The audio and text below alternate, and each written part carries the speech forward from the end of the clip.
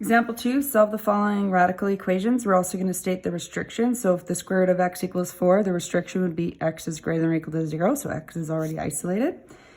Isolate the radical. Radical is already isolated, so you can square both sides. So we're going to square both sides. That clears off the radical sign. You get 16.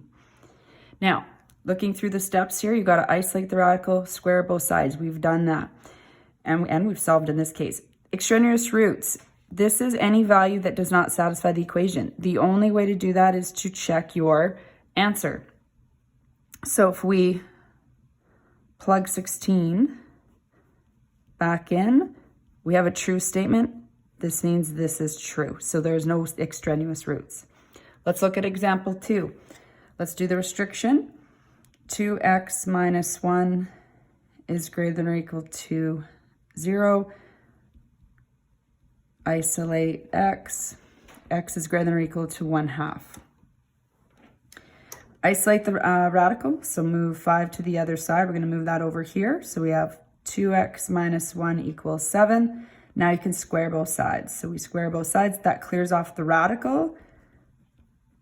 And we can isolate x now. So x is equal to 25. Now we're not done until we check. Checking is actually part of the solving process to see if it's an extraneous root. So we plug in 25 in for x. So we get 50 minus 1, so square root of 49. 5 plus 7 equals 12. Make sure you finish the check, even though you kind of see it there that it's going to work, and clearly state that as a solution.